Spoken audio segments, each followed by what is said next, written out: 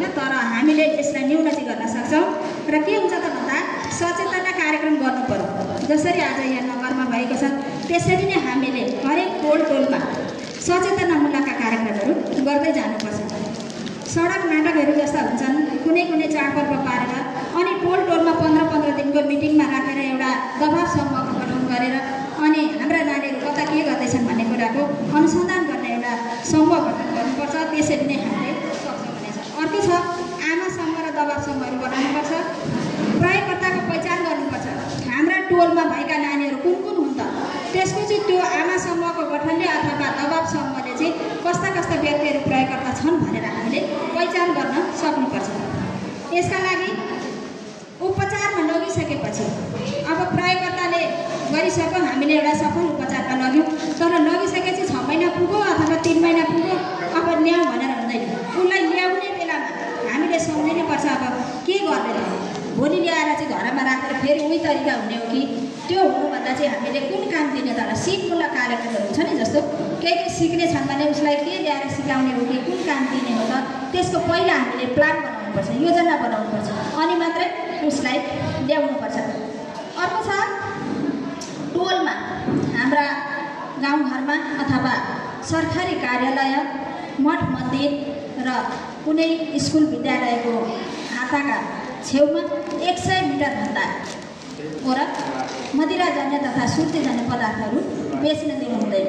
त्यस्ता पसलहरू राखेका छन् भने कारवाही गर्नुपर्छ। किनभने विद्यालय, मठ मन्दिर, एउटा सङ्घ संस्था, स्कुल भनेको एउटा निषेधित क्षेत्र हो र यस्ता क्षेत्रमा कम्तीमा पनि 100 मिटर पर चाहिँ त्यस्ता पसलहरू राख्नु हुँदैन। अर्को छ गर्भवती महिलाहरूले पनि यस्ता पदार्थहरूको सेवन गर्नु हुँदैन भनेर यसरी गर्छ। अनि 18 वर्ष नपुगेका नानीहरूलाई पनि यस्ता पदार्थहरू किन्न र बेच्न दिनु हुँदैन। यस्तै गरेर अब मैले लगभग सिद्धाउन लागेँ, समय कति छ सिद्धियो कि छ कि अब मैले अलिकति मात्रै भने यसरी हुन्छ सकेर लागु औषधलाई न्यून गर्न अब हामी अन्तिम चरणमा आइपुगेका छौँ। लगभग सिद्धिन्छ पनि। अभिभावकले खेल्नुपर्ने भूमिका, हामी बुवा आमा गार्जन भइसकेपछि हाम्रा नानीहरूलाई हाम्रो टोलमा, हाम्रो गाउँमा युवा युवतीहरूलाई फस्न नदिन अथवा हाम्रा नानीहरूलाई लागु औषधबाट टाढा राख्नलाई हामीले कस्तो कस्तो भूमिका निर्वाह गर्नुपर्छ त भन्दाखेरि आवश्यकताभन्दा बढी पैसा दिनु हुँदैन। पैसा थोरैले उसलाई जो काम चलिरहेको हुन्छ तर आजदेखि चाहिँ उसलाई यसमा फसिसकेपछि आज अलिकति माग्ने भोलि अलिकति गरेर अनेक पैसा माग्न थाल्छन्। त्यसैले हामीले पैसाको कन्ट्रोल गर्नुपर्छ। अर्को स्कुल पढाइमा, स्कुलमा जाँदा नानीहरूको हाजिरी छ कि छैन, स्कुल जाने भनेर अन्त जान्छ कि, स्कुलसँग सिधा सम्पर्क राख्नुपर्छ, विद्यालयमा सिधा सम्पर्क राख्नुपर्छ। अनि स्कुलले पनि विद्यार्थीको उपस्थिति भएको नभएको हाजिरी छैन भनेदेखि गार्जनसँग, अभिभावकसँग सिधा सम्पर्क गरिदिनुपर्छ। आज तपाईँको नानी किन स्कुल आएन भन्ने, जस हाम्रो नानी स्कुल गएको छ कि छैन, विद्यालयमा उपस्थित भएको छ कि छैन भन्ने कुरा चाहिँ हामीलाई जानकारी हुनुपर्छ। यसरी चाहिँ हामीले हाम्रा भूमिका हुने चाहिँ हामीले निभाउनु पर्ने गर्दा स्कुल पठायौँ गएको छ कि छैन, बेलुका एकैचोटि आयो भनेर हुँदैन। लगातार स्कुलमा जाँदैन अथवा स्कुलमा टिफिनबाट छुटेर बाहिर निस्किन्छ भन्ने कुराहरू चाहिँ हामीले स्कुलमा कम्तीमा पनि 1-1 महिनामा गएर नानीहरू कसो गर्दैछन् भन्ने कुराको चाहिँ बुझ्नुपर्ने हुन्छ। यस्तै गरेर सांस्कृतिक तथा मनोरञ्जनका कार्यक्रममा भाग लिन लगाउनु नानीहरूलाई। त्यो अहिलेका नानीहरू मान्दैनन् होइन, उता पतेर हिँडेको छु यहाँ जाउँ, होस् मम्मी म जान्न, म घरमै बस्छु। तर त्यसरी घरमा बस्नुको के त, त्यो मोबाइल नदिनु त, लाइन नहोस् त, घरमा पनि बस्दैन। त्यसले गर्दाखेरि हामीले चाहिँ सांस्कृतिक तथा मनोरञ्जनात्मक कार्यक्रमतिर मोबाइलभन्दा पनि त्यतातिर उत्साहित गर्नुपर्छ। अर्को छ प्रयोगकर्ताको पहिचान पाएमा परामर्शको सल्लाह लिनुपर्छ। अब हामीले लान त लग्यौँ, कस्तो छ के छ, त्यसकै काममा पैसा तिरेको छ त्यत्रो लडेर आइरहेको छ, सुध्रिन्छ त होला नि भनेर छोड्नु हुँदैन।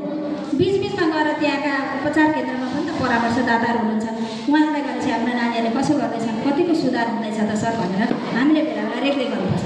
पैसा र ठाउँमा पुर्याइदिएर मात्रै हुँदैन, बेला बेला हामीले रेखदेख पनि गर्नुपर्ने हुन्छ। अर्को कुरा माया ममता दिनुपर्छ। अब के हुन्छ भने कहीँ चाहिँ सुधार केन्द्रमा लगिएको हुन्छ, कहीँ श्रीमान श्रीमतीमा पनि ठुलै छोराछोरी ठुला हुँदा नि खाइरहेको हुन्छ। अनि जब श्रीमानलाई चाहिँ एउटा लगिएको हुन्छ उपचार केन्द्रमा, अनि त्यहाँ पुगेपछि श्रीमतीले चाहिँ के भन्ने गर्नुहुन्छ त भन्दाखेरि यहाँ आएर खाइदिएर यस्तो गरेर छोराछोरी मैले के गरी पढाउनु, घरमा यस्तो छ, गाउँभरि मुख देखाउने ठाउँ छैन, म सक्दिनँ छोराछोरी पाल्न, के गरेको हो भनेर हामीले यस्ता काम गर्ने भने के हुन्छ त उहाँलाई भन्दाखेरि चाहिँ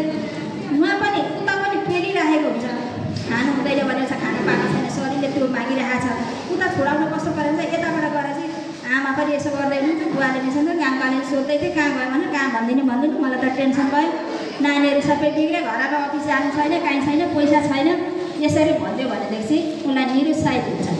ठुलालाई पनि भने नानीहरूलाई पनि के हुन्छ त भन्दा तैँले गर्दाखेरि हिजो तेरा लागि यत्रो दुनियाँ दुःख गरेँ, अब मैले के गर्ने, बाँचेको 6 सालको म त बरु मर्छु भनेर उहाँ गएर त्यसरी भन्नुलाई के हुन्छ त भन्दा निरुत्साहित हुन्छ। त्यसले गर्दाखेरि आखिर म यसै मर्ने उसै भने आमा पनि मर्ने रहेछ भन्छ, उसले झन् अर्को बाटो जान्छ।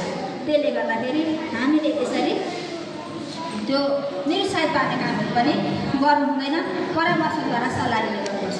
अर्को कुरा छ कुट्ने पिट्ने। जब हामीले लागु पदार्थ प्रयोग गरेका थाहा पाउँछौँ नि, त्यो थाहा चाहिँ हामीलाई कहिले हुन्छ नि त आज खायो भोलि नै थाहा पाउँदैन। त्यसका लक्षण थाहा पाएर उसले भन्दैन म यस्तो खान्छु भनेर त लुकेर खान्छ र उसका लक्षण शरीरबाट देखा पर्नलाई चाहिँ 3 देखि 5 वर्ष लाग्छ। अनि त्यतिखेर चाहिँ हामी के गर्छौँ भन्दा त मलाई त जान्छ यहाँ खाने उता गरेर जाने आज तँलाई थुनिदिन्छु दिने उता जाता कसरी, अनि भाटाले लगेर पिट्ने गऱ्यो भने त्यो झन् महा उल्टो हुन्छ, नकारात्मक असर हुन्छ, नेगेटिभ हुन्छ। उसलाई त्यही चाहियो हुन्छ मलाई कुट्ने रहेछ, म त भोलिदेखि हिँड्दिन्छ घरबाट छोडेर भागेर यहाँ गयो उहाँ गयो केही भन्दैन, अर्को दशा आइरहेको छ। त्यसले गर्दाखेरि कुटपिट हप्काउने दप्काउने काम गर्नु हुँदैन। अर्को छ उपचार केन्द्रमा कोष पुरा हुन दिनुपर्छ। यो एकदम इम्पोर्टेन्ट छ। मैले पुर्याइँदै नदिँदै पैसा तिरिराखेको छु, त्यहाँबाट घरबाट त्यहाँ उपचार केन्द्रबाट बाहिर निस्किनै पाउँदैन, कहाँ जान्छ र त्यो ती सिकाउँछ ती बस्छ अब हुन्छ भनेर हुँदैन। 6 महिना राखे पनि वर्ष दिन राखे पनि